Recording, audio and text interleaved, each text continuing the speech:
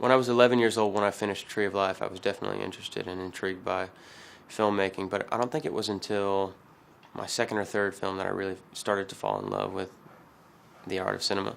We wrapped X-Men, shot in Montreal, Canada, and we were there for 5 months. I played Scott Summers, or Cyclops, the guy who shoots lasers out of his eyes. I basically, in the film, I just take off my glasses and then stare at someone really intensely.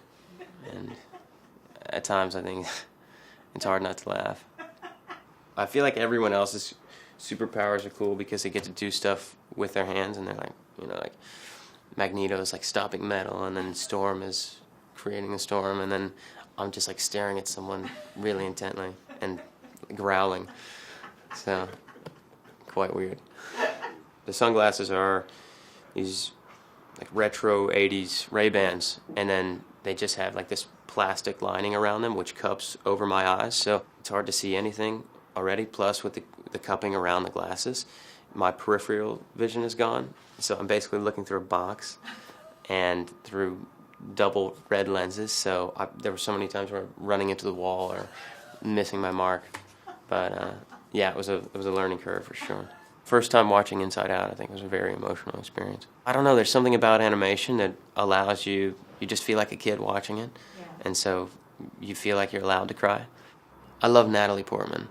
Not only is she an incredible actress, but I think she's very pretty. I don't know what I saw Rachel McAdams in first. I don't think it was Mean Girls. I love her in To the Wonder. Oh, I love To the Wonder. I love that film. I watched it, the first time I watched it, I stopped, started it over immediately, and watched that again. Yeah, real fan. You know, my favorite rom-com, like my guilty pleasure movie, would be Crazy Stupid Love. I remember when that movie came out, I just watched it over and over and over. I was obsessed with Ryan Gosling in that movie and how he talked to girls. Merle Haggard just passed away, and I think for me he is royal.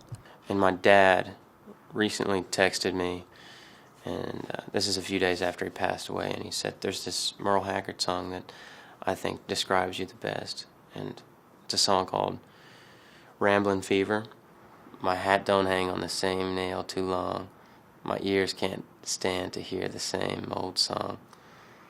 But he's just talking about this thing that's inside of him where he can't settle down.